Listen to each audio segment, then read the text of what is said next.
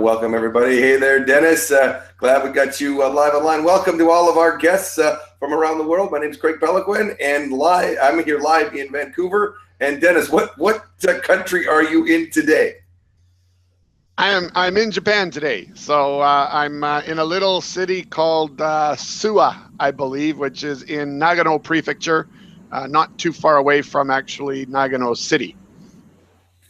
There you go. And then last week you were just a little hop, skip, going to jump from there. You were in China, if I remember correctly. I was all over. I was trying to get online with you on my iPhone from a boat in the middle of a lake, but man, things conspired against me, and it just didn't happen. I don't know if it was iPhone or the Chinese firewall or just what it was, but there was just no way my phone was going to let me come in and say hi to everyone. Well, today's topic, what we're going to be sharing with everybody, Dennis, is kind of a behind-the-scenes look at what it takes to be an MLM professional. And and I think it's a fun little topic because so many people think it's all about the flash. You got the free cars, and you're so successful, you made all the money. But what it takes to really get there, and some of the things that you and I have used that maybe nobody really knows about or nobody sees. They see the company, they see your products, they see the business presentation that your company offers, but many people don't see all the little things that we do behind the scenes in order to be successful. So why don't we start off with, just some of the things like you're talking about. You're on a road trip right now. Why don't you talk about some of the things that you carry with you on your phone or with you got to have as the MLM must-haves to build your team?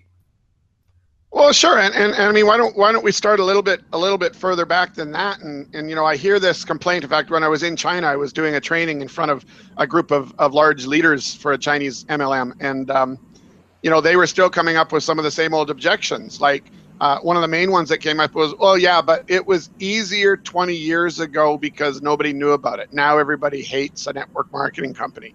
So let's just talk about how much easier it was 20 years ago.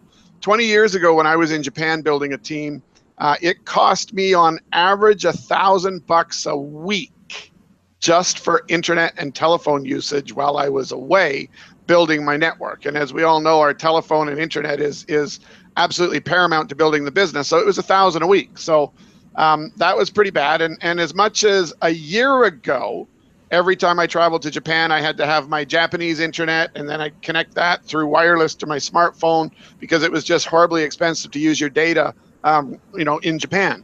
So, and I would buy these travel packs that were like $300 for 21 days, and then I'd run out right away within about 3 days. And I mean, I'd come home to $1,200 bills after a month away.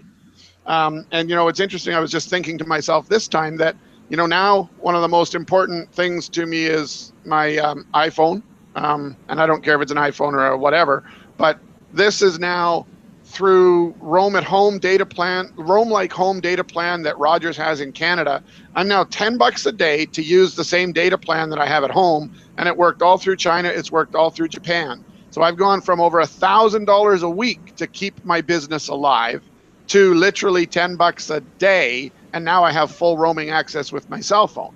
Now, could I do it cheaper than that? I absolutely could. But the big point is people tell me how it's harder to do today. I just don't buy it. I mean, I used to do all this traveling around, and I had gadgets and gizmos and like a suitcase full of stuff just to be able to operate my business.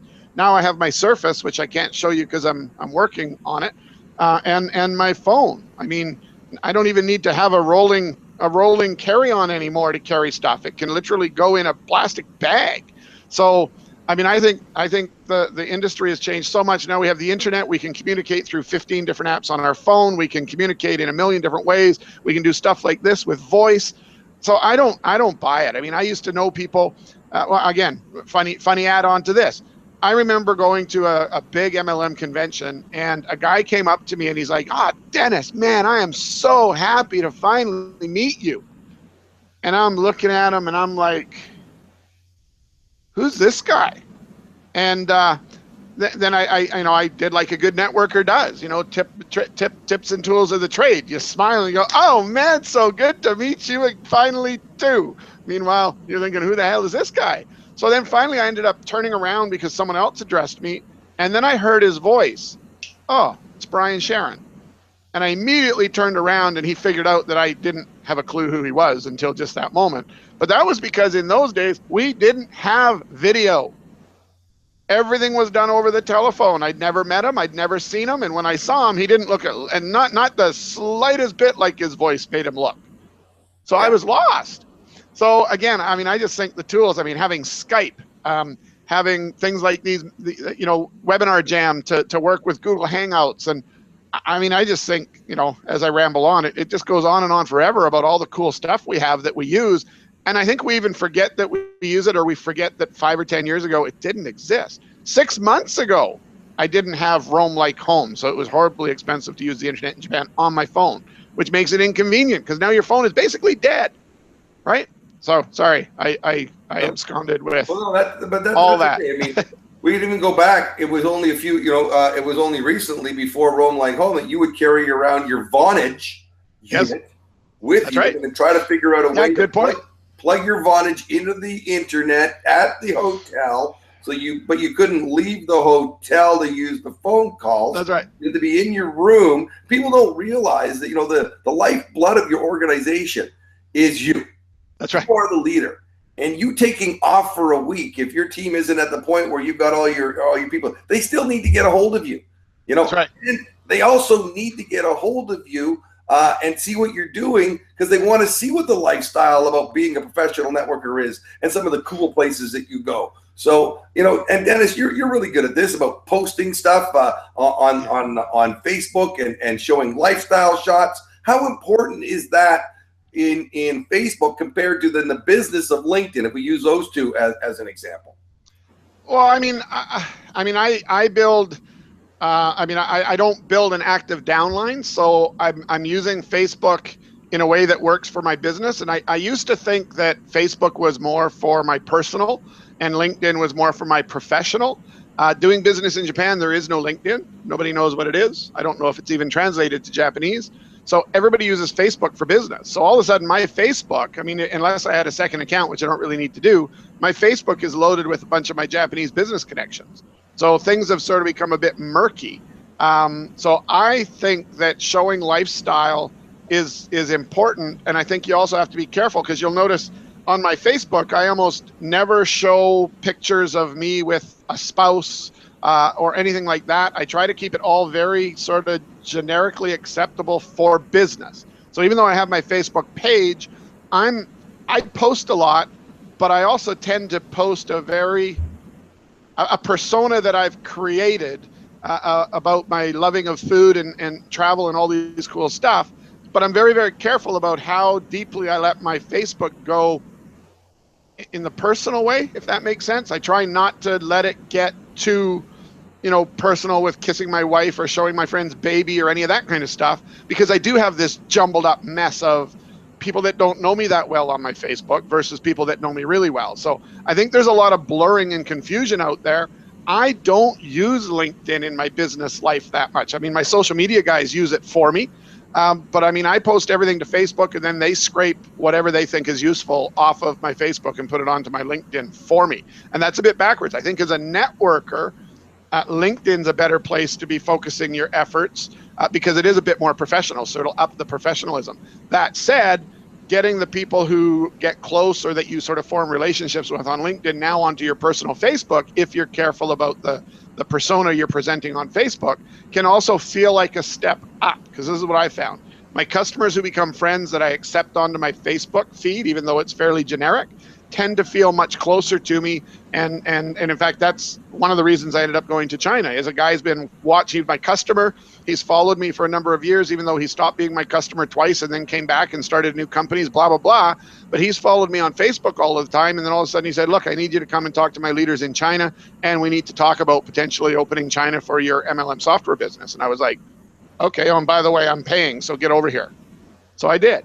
And that was a combination of my professionalism, but also him following my life and going, gosh, this Dennis is a pretty switched on guy. He's pretty connected. He's out and about. He's doing this stuff, not just talking about the stuff. And I think that's where your Facebook has to reflect. If your Facebook's never reflecting you at a network marketing meeting and you're in a network marketing company, then you need to think about it. Is that going to be where you're going to do on LinkedIn? that's fine, but you got to find a place where you're posting to show that you're doing it. If you just show lifestyle and expensive stuff and all that kind of stuff, people are going to get bored. I show regular stuff. I show pictures of my boarding gate at the airport. You know, it's not all about, you know, showing off, so to speak. Just showing that you're a regular human to let people follow you, I think is huge in your Facebook or LinkedIn or whatever you're using sort of way, because people then become connected to you as a human. But if you sanitize it, all of your MLM stuff, because you don't have a place where you want to talk about MLM, that's a problem. But I'm not saying you should be talking about MLM like join this company, join this company, join this company. Show how much fun you're having and how engaged you are and how many events you're at and how many people you're meeting and how many pictures you take, selfies with people that you've met at and comments you make. Show people you're real, show people you're doing it, and they will go, wow, this is a real business. It's not a scam. I've watched this guy for 6 months do his business in real time. And I think that's a winning strategy. Now, one of the things you just started using, because Facebook allows it, is that now Facebook Live. What do you think about that and posting every little once in a while, having a few little things? You seem to be having a lot of fun with that. I know when you were in Toronto, you were using it. Yeah, you know, as you know, Craig, you're the reason that I can actually get on webinars and speak in front of people and get on the stage and speak in front of people. I mean, you're the one that hauled my ass up and made me do it. And I don't know if you saw my wedding in China. I actually have a bunch of friends concerned that I did actually get married because they didn't watch the video. They simply read my comments. But I mean, I'll tell you, if you weren't in my life, there is no way I would have got my ass out of that chair when that guy come and got me. No way I would have had the confidence to stand up in front of 2,000 people that don't speak English and ham it up a little bit because I'm part of a show. You know, I think I played the dumb, confused white guy perfectly good in that. Well, it was a business. It was not like you were in Japan where you could speak the language. You're in China where you couldn't. So, it was uncomfortable, I gotta admit. But like I say, because of you hauling me up on stage and you sort of feeding me that confidence that I can do it, and you know, over the 10 years that we worked together in MLM, that didn't actually freak me out. That was just fun. Getting hauled out of the crowd in front of 2,000 people, riding on a boat. Fortunately, I wasn't drunk or I might have fallen right into the water. I mean, yeah, so again, interesting enough, that in network marketing, that kind of thing happened and didn't freak me out. You know, I get in front of people all the time. I sat in a room of people in China. There was about 40 people at the table, not one of them making less than $40,000 a month. And I had no problem getting up in front of them and walking the walk and talking the talk because they're only 40 grand a month. I did better than that, you know, and I did my old, you know, and at the height of my career, I made $22,800 and they're all like, huh? A week. Oh, it was hilarious. Yeah. And so you're trying to tell me, Dennis, that you had to learn that skill, that you just weren't a born networker. It didn't come right to you. You didn't just join your first MLM and all of a sudden that you know everything lined up and you were rich. I mean, really? I wasn't. I wouldn't. And again, I digress from the live thing. My point was, I've started using live, and I'll tell you, I'm still immensely uncomfortable with it because, of course, you're looking at yourself talking, and nobody. You know, at least when you're on Webinar Jam, I'm tiny, you're big, so it's not as intimidating. But I mean, when you're on that live, it's just you. I mean, you're talking to a camera and trying to project energy. So I love it. But what I love it for, it's not so much because I love doing it. I actually hate doing it. I'll just tell you straight up. It's unfrickin' comfortable for me. Now, I'm sure when I do more and more of it, I'll get better and better at it. But what I love about it is it is wicked engaging because as much as I hate seeing myself on camera and I think I look funny on camera and I think my mouth sort of droops and I think my eyes sort of do weird shit. I mean, the funny part is you got to realize that everyone who knows you, that's what they're seeing all the time. So it's uncomfortable for you, but it's normal for them. And I think once I sort of embraced, okay, I hate the way it looks, but fuck, like, let's just deal with it, right? Well, it's kind of like the same thing in the way we sound. It gets. I love how real it is. Comment about it because it's real.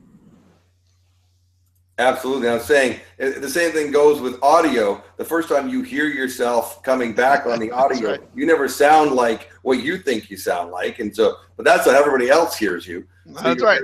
from everybody else's point of view. One of the things, Dennis, you're traveling, and even when you're not, on your phone, on your smartphone, what are the must-have apps that you absolutely Skype. could not live without on your phone? Skype. So Skype. Yeah, well, and then it gets weird from there because Skype's number one, and then you have Facebook and Facebook Messenger, because Facebook Messenger has become an incredibly powerful tool. And then, of course, when you're in China, they use WeChat, so you have to have WeChat for your Chinese people. In Japan, they need to use a line for your Japanese people. Facebook Messenger works for Japan and it works for North America, so there's a bit of crossover. So the problem about all this ease of communication is everyone's platform, so it'll depend on what country's people you're dealing with to what app you'll end up using. But I guess to break it down, I would say the communication apps are the super critical, like, oh my God, can't live without. I would have said my Vonage app not too long ago, but man, I got to tell you, I'm to the point where so little communication happens over the telephone. I'll just use Skype out if I have to. I mean, I'm almost to the point where I could cancel my Vonage account and it wouldn't matter. I don't need an actual landline anymore. And with this Roam Like Home for $10 a day, it's just become irrelevant. So again, I mean, the answer to that question 6 months ago and now has changed dramatically. So communications apps, so Skype, WeChat, Line, WhatsApp, whatever you use. Europe's big for WhatsApp. The US is pretty big for Skype. A lot of people don't even know Facebook Messenger is as good as it is now because it bought WhatsApp. So I'd say communication tools are the number one thing. And then, of course, number two is HourADay. Can't live without it. Okay, yeah, that's great. We can go into that. Now, one of the things that I use in talking about the lines, because I'm doing business with both Canada and the United States. As a Canadian, this is really important. As an American, probably not so. I got something called Line 2. Oh, yeah. And you're the one that actually I think you saw a Facebook ad on it. That's right. And then told me about it because I wanted to have an American phone number for calling and texting, because most Americans, in Canada, we can call you Canada, the United States, and having an unlimited North America plan is like an extra $5 a month. It's very inexpensive with Canadian cell phones. But what I found out is that Americans calling to Canada, not so much. So most Americans cannot call or text Canada for free. So for just $9.99 a month, that's a great app. So if you're in Canada and looking to have a second line, or you're in the United States and you want to have a Canadian line for your Canadian members, it's not so important, just saying that. I wouldn't spend the extra money as an American because most Canadians, we just call you, it's not a big deal. That's right. And if we have to add that, it's like $5 a month, maybe $10 a month on our phone for international calling. But that's the other app that I use. But then, Dennis, you've got a couple of really cool apps that are on my phone. Besides the HourADay app, which is cool, I've got the MLM List Creator app, and I've actually got that I can share with everybody right here. Let me just share my screen and go there. Boom. Okay, so this is available, Dennis, on iTunes, and it's also available in Google Play. And maybe you can share just a little bit about how cool MLM Contact List Creator is with Romar, since you guys kind of built it. Well, I mean, in MLM, I think one of the biggest mistakes that's being made right now, and it's interesting, it came up in the training I did in China, is that people have become very, very lazy and very, very almost begging people to join their business. So what I like about MLM List Creator is, it helps you do your list and it helps you get accountability out of people, but the accountability is almost as big as the list. So to me, forcing my downline to get List Creator and do the list is the first sort of way they qualify to have my time. So I like that part of it. And then the Romar, which is the record of my activity report, where they can just enter by clicking a button every time they do a three-way call, every time they do a 2-on-1 presentation, and they just click a button and it tallies it all up, and then it emails their upline every day what they've done. To me, that brings the accountability back into the business. So if you're going to bring on a guy who says, hey, on a scale of 1 to 5, are you 1 a customer or 5? You want to just kill it in this business. And he says he's a 5. and then you see his ROMAR not coming back every day, you drop him like a hot potato and consider him to be a 1, and then go find yourself another 5. So I like the fact that that whole app just allows you to have some accountability metrics, so that you can know how to spend your time. I mean, when you don't have much of a downline, it's easy to do MLM because you don't have anything to do except your own prospecting. As soon as you get a downline, you're going to find that you can get sucked into half-day long training sessions and calls and stuff with people that aren't doing anything. So I love the record of my activity report to prove to me the person's doing something and deserves my time, and it allows me to sift and sort who I'm going to work with based upon their activity. So I'm not wasting my time with a person who's failure to launch.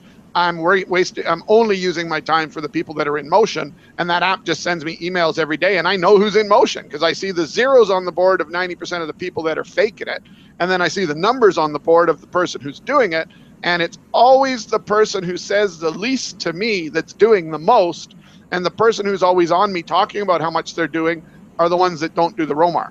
So I found it just to be a really, really good way to focus my energy and my downline with the people that are working.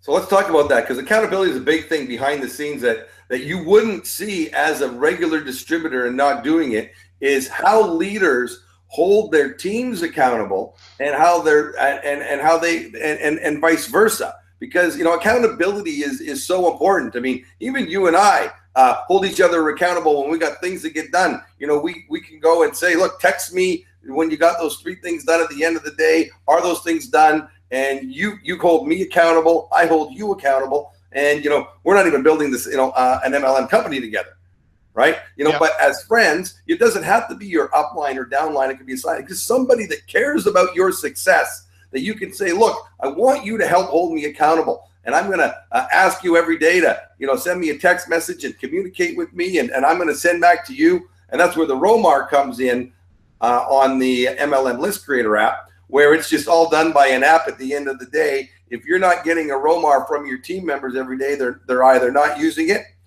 or they're not, and if they're not using it, then they're not duplicatable. And if they're not getting it, it means they're not doing anything. That's so, right. They got to be coachable. They got to do those things. It leads me, though, to another one of your apps that I think is underused because people don't understand it, but you had a lot of success, and that's this one here. Let me share, again, the screen with everybody. And that would be the MLM Survey and Lead Generator app.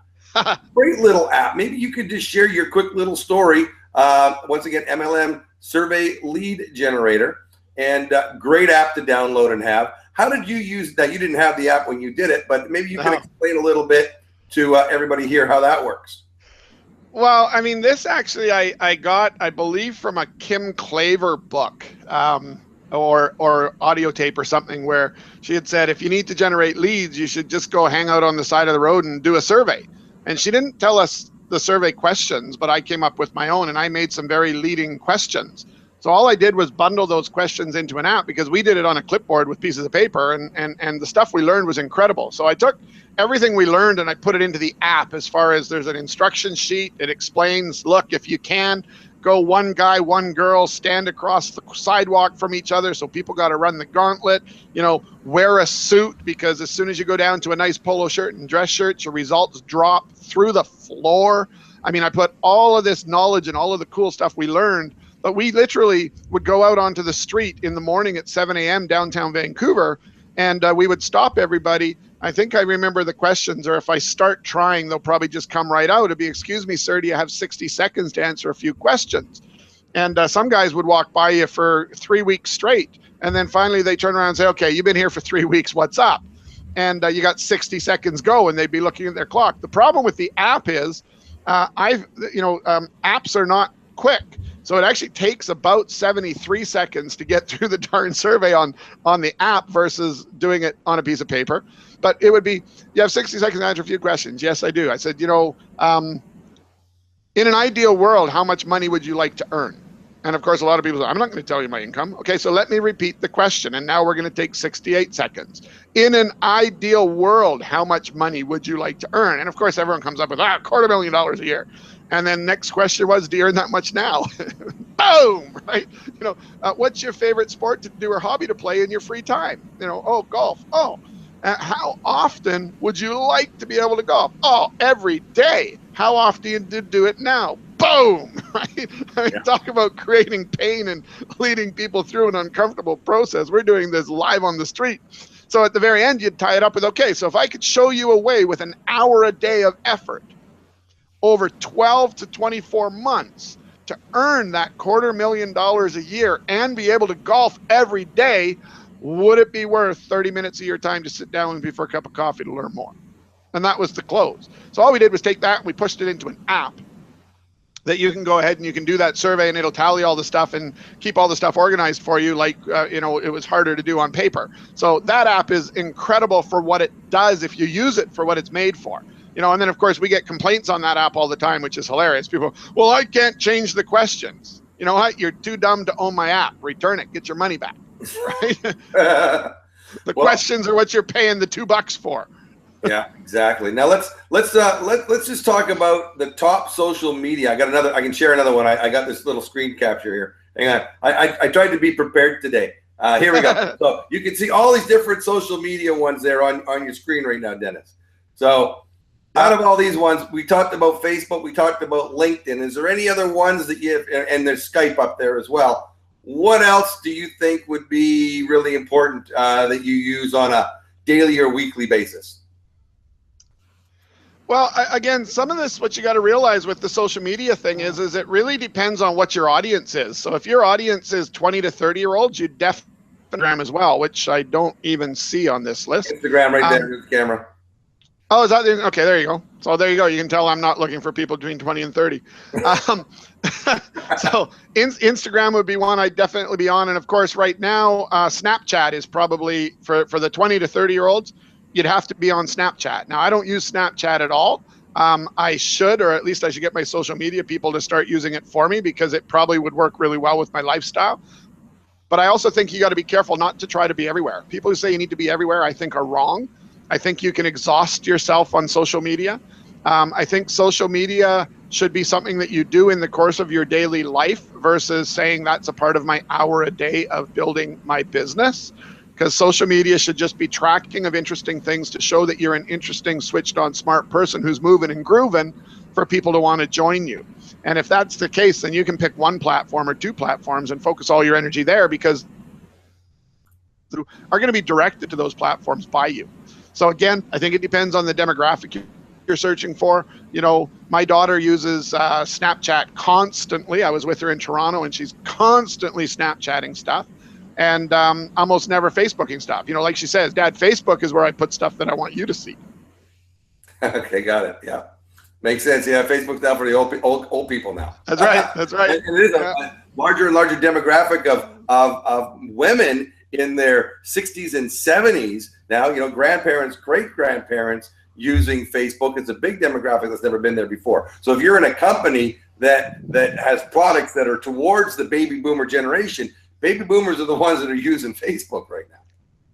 Yeah. Well, and let's talk about that a little bit too, because what I found very interesting being with my daughter and watching her way of using social media versus mine is there was actually some crossover where we were both doing very similar things.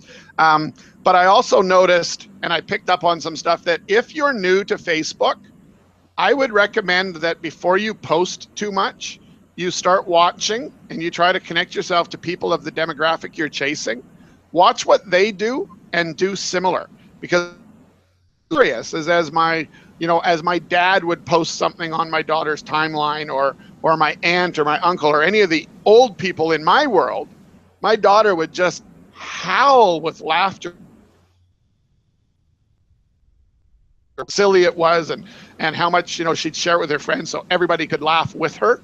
So I think you have to be careful that if you're going after a demographic of, say, 25 to 35-year-olds, make sure you learn a bit about how they communicate and how they use that. Because interestingly enough, there was things that made her go, Dad, is it okay if I block Grandpa? I mean, his comments are just embarrassing. And I'm like, well, that's your social media presence. It's up to you who you want on it.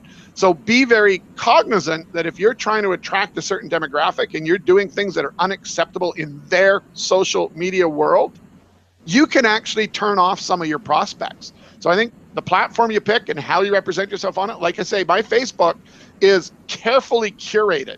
It doesn't look like it if I'm doing my job right, but it's carefully curated. The comments I make are carefully written.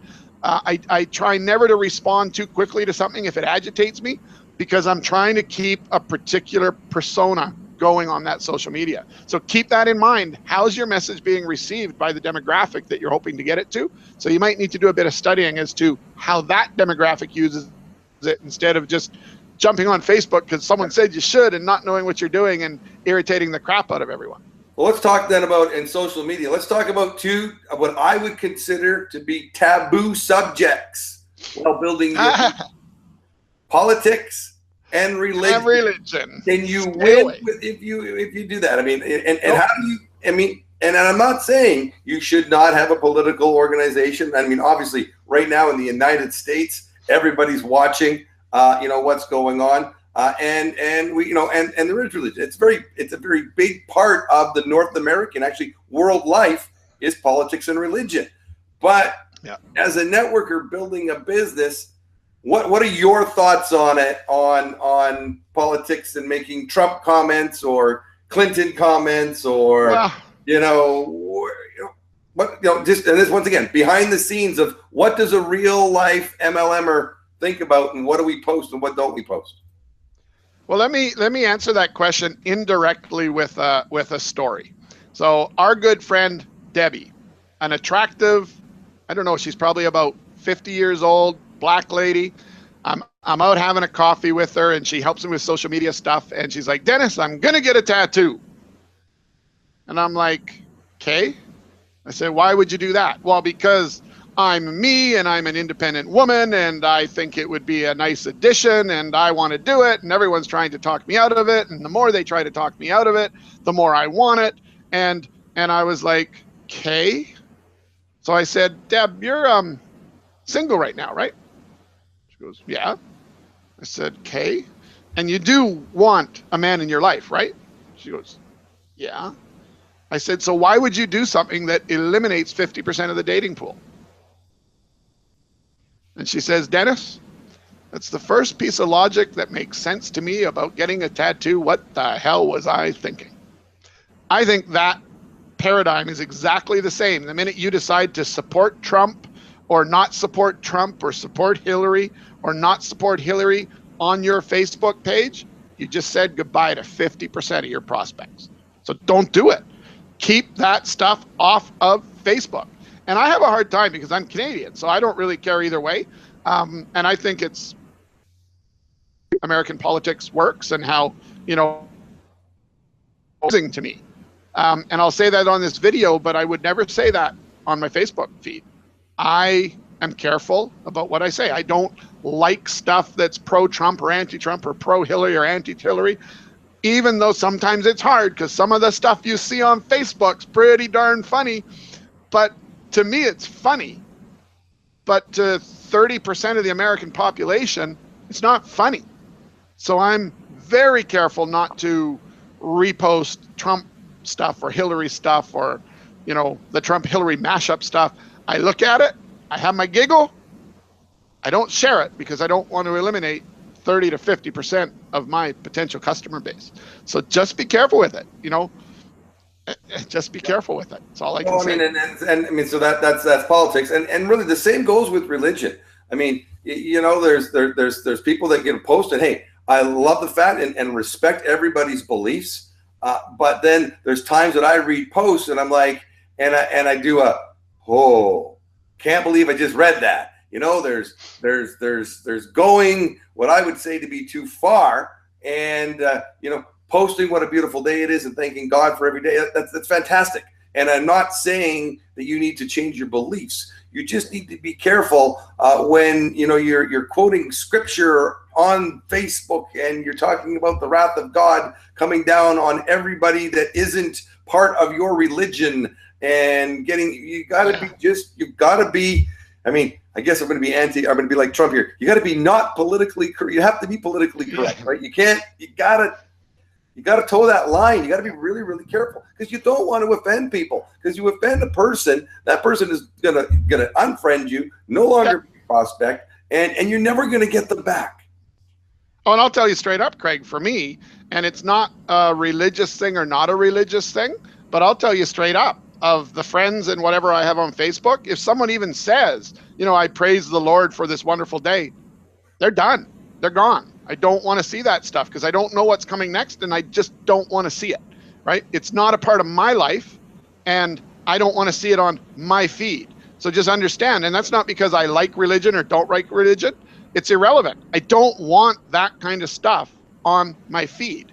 So I will immediately block that person or unfriend them. I won't necessarily unfriend them, but I'll block them from my feed. So just keep in mind, every time you decide you're going to try to get someone excited because you have this big knowledge of whatever religion, or maybe you have a big knowledge of atheism, I just think that you have to keep that stuff off your feed. Don't infect your words with that, because someone out there is going to be offended. What if the someone you offended that got a guy like me to block you from my feed was $1 million earner, and you just lost them because you just couldn't stop forcing your view on someone else? Even though it's your feed, you have people on that feed that you're trying to form a relationship with.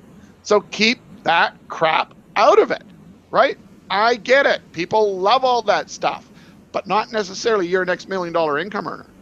Remember, we're talking about here how to build your MLM team and things that, that work and things that don't work.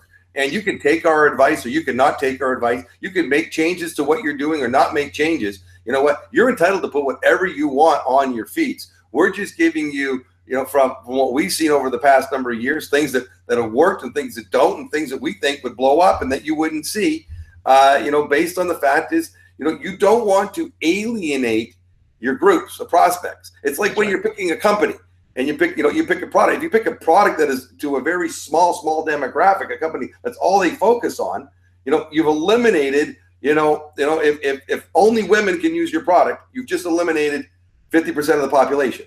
That's right. Right. So, know that when you're going into it, it may be a great product with a great company, but you need to know you've eliminated 50% of your prospects.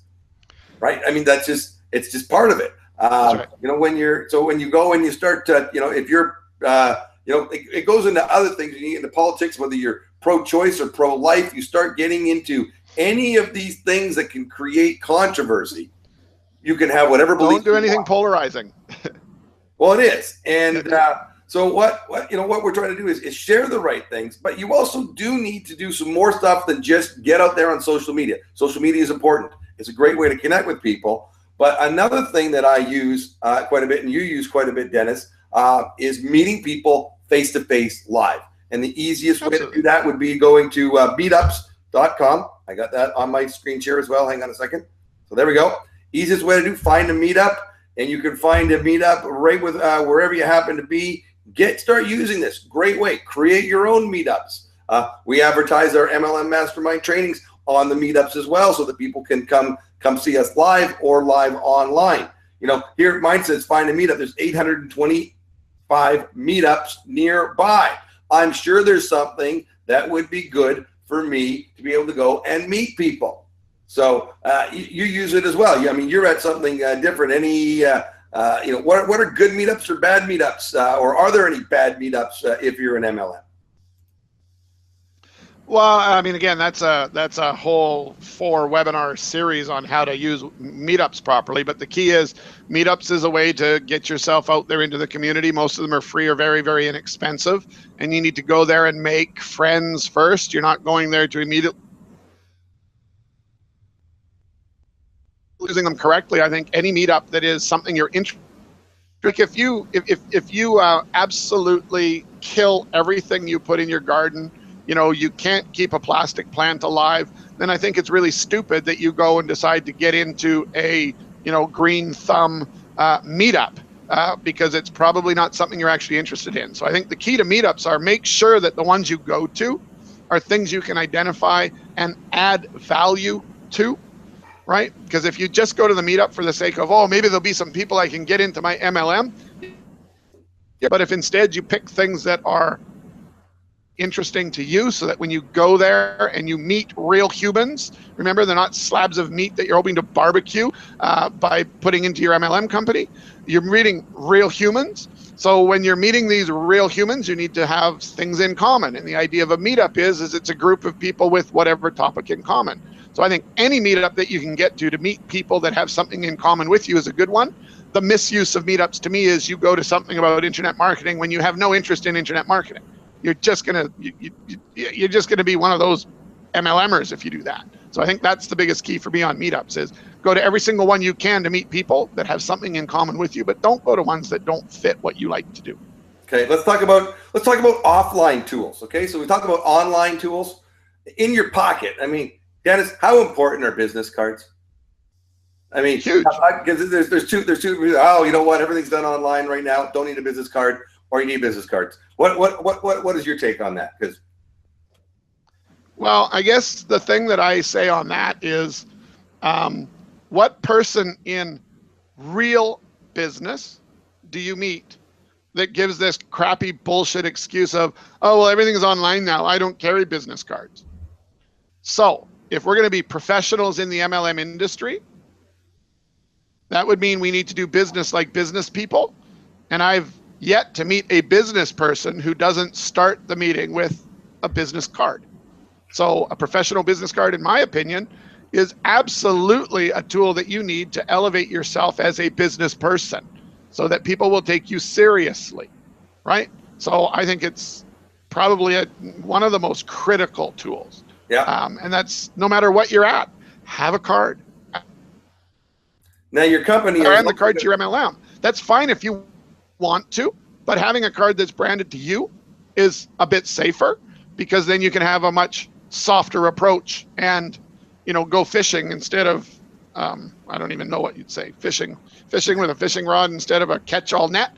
So I think, you know, absolutely business card is a critical thing.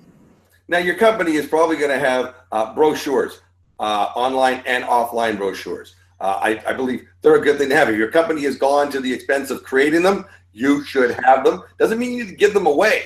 And Dennis, you've got a really funny thing on that. When you talk about it, you don't hand out brochures and let them keep it. You take it back. What's your reasoning for that?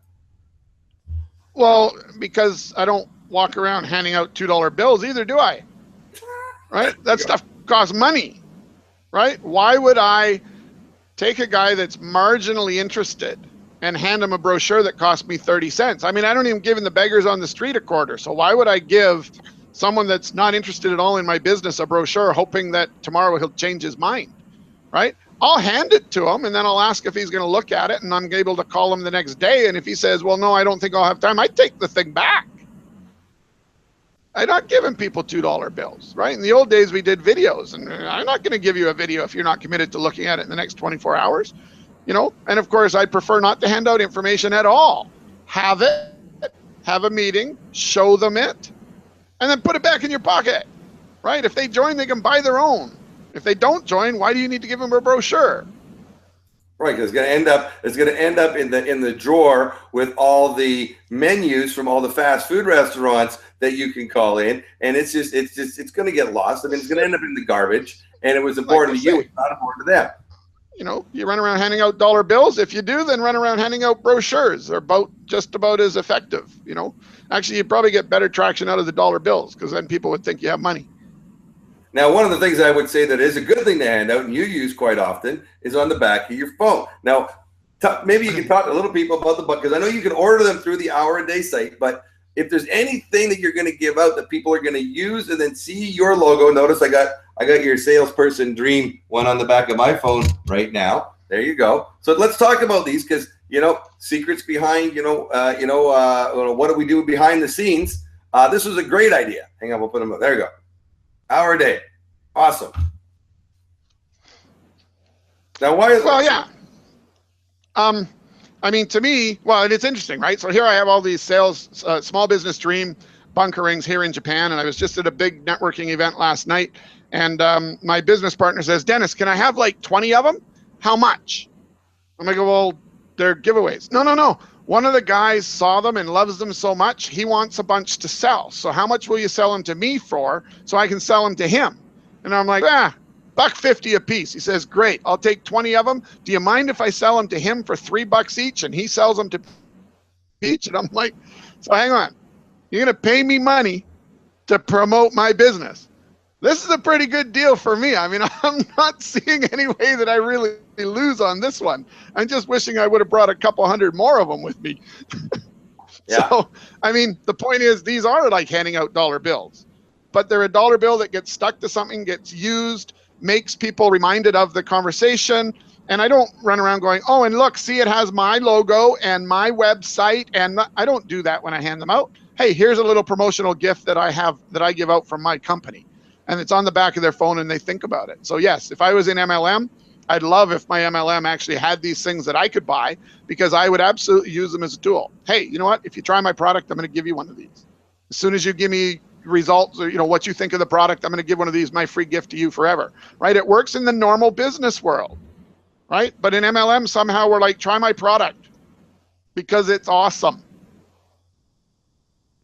Well, let's talk about product. Let's talk about product as well, Dennis, because that's important too. If your company has products and they've got, you need to be, you need to be a user of your product. You need to be a believer in your product, and you need to be able to get out there and share the products to be able to retail it, because retailing is done by those that say no to the business. That's right. So if they say no to the business, if your product is so good, you love your company so much, they should always be walking away as a customer. There should be no reason they're not walking out buying a bottle or a jar or a box or whatever it is that you're selling of your product as a customer. Yeah, and I think you should have the confidence to sell at retail. And quite frankly, if you don't have the confidence to sell at retail, you should question the affiliation you have with your company. If your products are so expensive that they can't retail and you can't retail them, then you probably have a problem with your product, because the law says you need to be retailing product. So if your MLM is not forcing you to retail product, you should consider if it's going to be okay long-term as things have changed in the industry. So the reality is, when I did the business, I sold it for the full retail price, plus taxes, plus shipping, everything, right to the penny. And I had no problem doing it. And people are like, oh, but why wouldn't they just sign up and buy it wholesale? Because I don't give them that option once they said no to the business. I don't try to get someone in on wholesale when I can pick up a $50 bill retailing them a bunch of products, right? The whole point is, you join your company, you buy the $500, the $1,000 kit, whatever it is, you get a bunch of products. You want to convert that to real retail cash in your pocket as fast as possible. I think the industry's gone astray where now people are like, oh, don't worry, it's only $1,000 to join. Okay, but hang on, shouldn't it be, don't worry, it's only $1,000 to join, and when I show you how to do this business, you're going to sell all that product to your friends or to people you know, and you're going to have all your money back and a retail profit. Why do we now say it's only $1,000 to join? Like you have to invest money to join an MLM. That's all product if your company's doing the right things.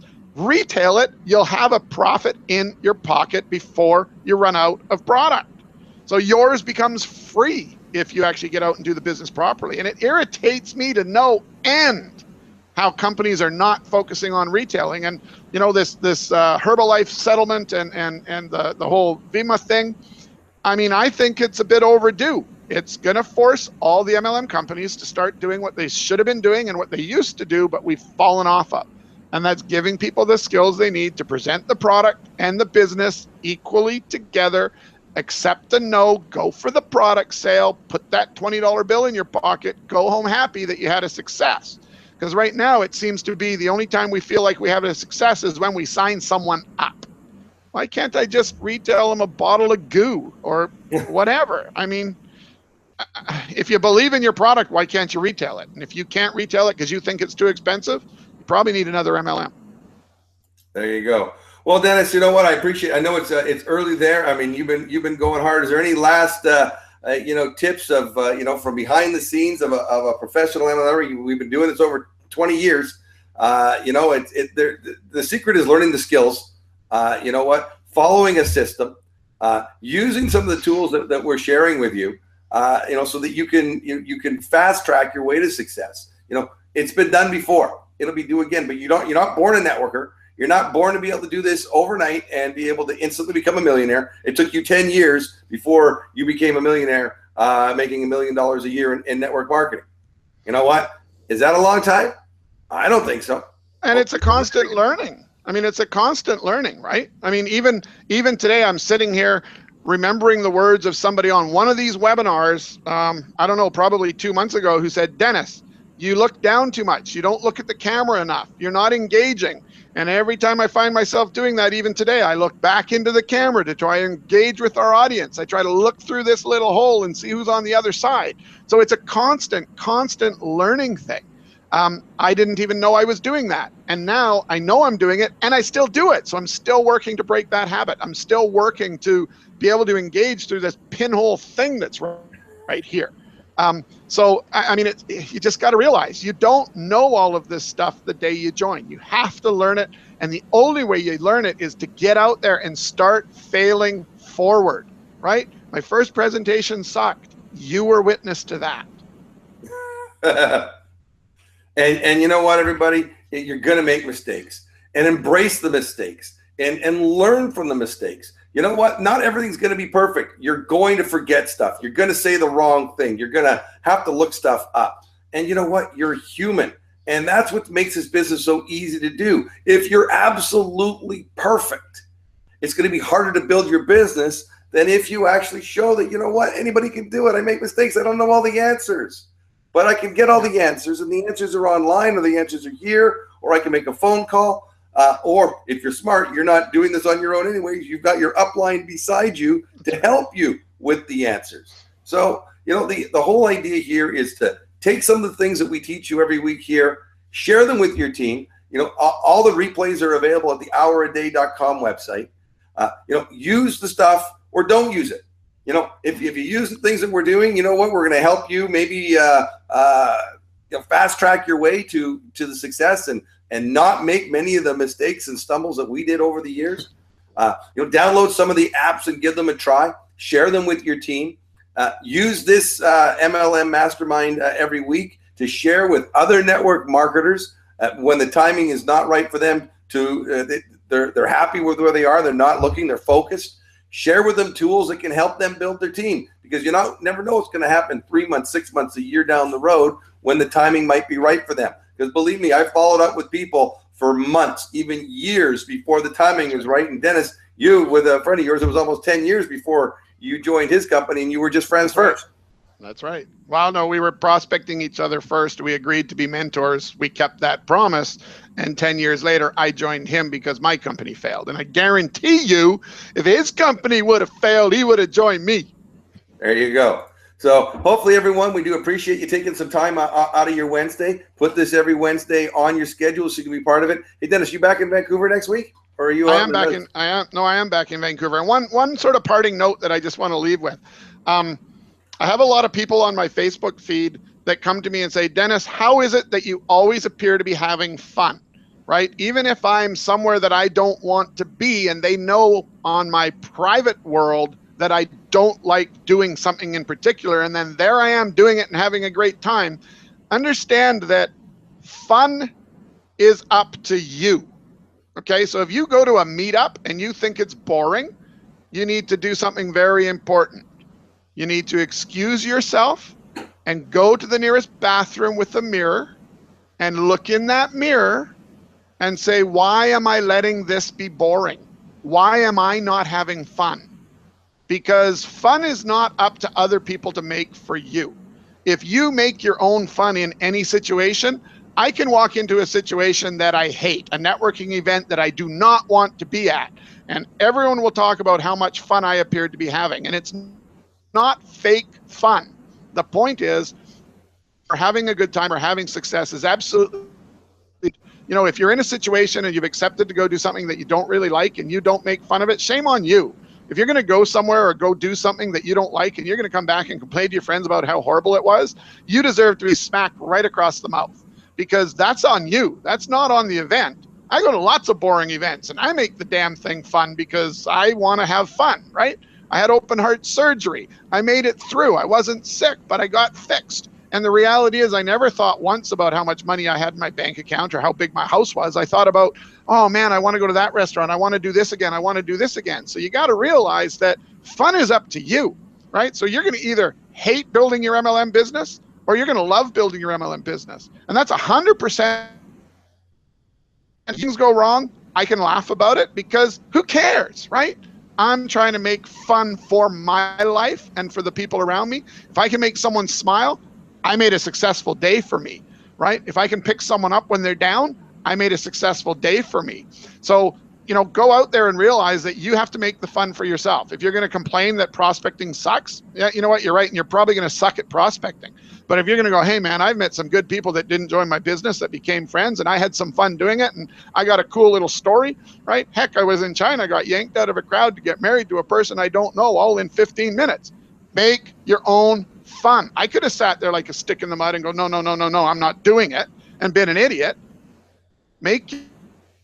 Guess what'll happen? You'll all of a sudden become the guy that people go, hey, how come you always appear to be having fun? Well, because if it's not fun, I make my own fun. There you go. Parting words. You know what? It is about the lifestyle. It is about having fun. That's why we do this business, so you can make your own hours. You can go to the traveling. You can have the type of fun, but it does require some work. It requires some skills. So that's why the word work is in network marketing. It's not net play marketing, net sometimes marketing, net, you know, only on the weekends marketing. You do this business. You have fun with the business, share your business with people, share the opportunity, share your products, enjoy what you do, and you'll have the results. And Dennis, I do appreciate you taking the time in Japan. See you when you get back here in Vancouver. Have a great trip. Thank you, everybody, for joining us, and have yourselves a fabulous week. We'll see you here same time next week. Thanks a lot. Thanks, Dennis. See ya.